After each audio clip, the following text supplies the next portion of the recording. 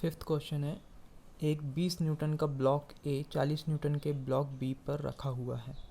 तो 20 न्यूटन वाला ब्लॉक ए ये रहा और 40 न्यूटन वाला ब्लॉक बी ये है। ए बी के ऊपर रखा हुआ है। इस प्रकार से ये नीचे की सतह है। इस समतल सतह को हमने नाम दे दिया सी। अब दिया हुआ ए व बी के लिए जो घर्षण गुणांक है उसका मान है μ1 0.2। given μ1 is equal to 0.2 for A and B and μ2 is equal to 0.3 for B and C। और यहाँ पर क्या दिया है कि weight of block A is equal to 20 Newton, weight of block B is equal to 40 Newton.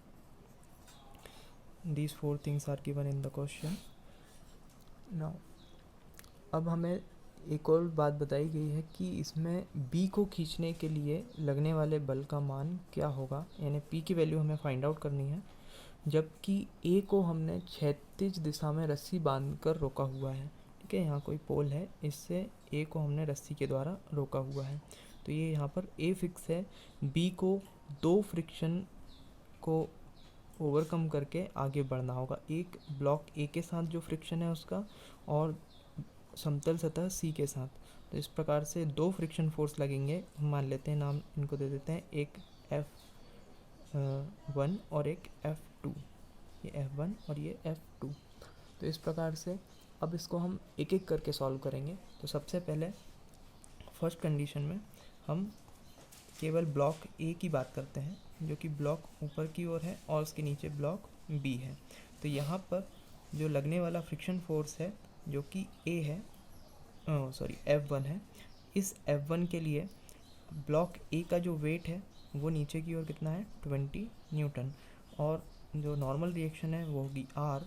और इसको जो हम फोर्स खींच रहे हैं, एक्चुअल में वो फोर्स रस्सी के द्वारा रुका हुआ है। तो यहाँ पर R की value F is equal to mu into are.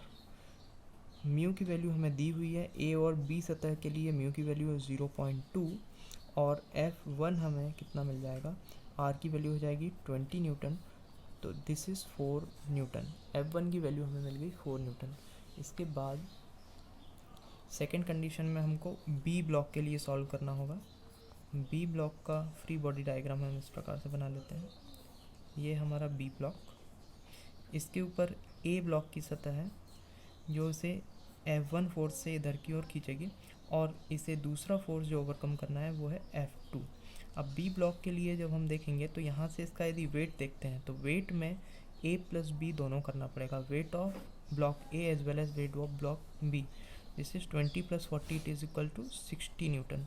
So this is the weight of both the blocks and hence the normal reaction is also like that. Now this is the force that is used to pull the block B. Now we have to find out what is the value of F2. For F2 again we have the formula F2 is equal to mu into R2.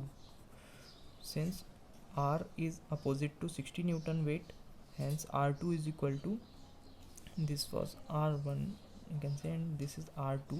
R2 is equal to 60 Newton. So F2 is equal to mu for A, B and C. This time we are talking about the contact surface between B and C. So it is 0.3 and R2 is 60 Newton.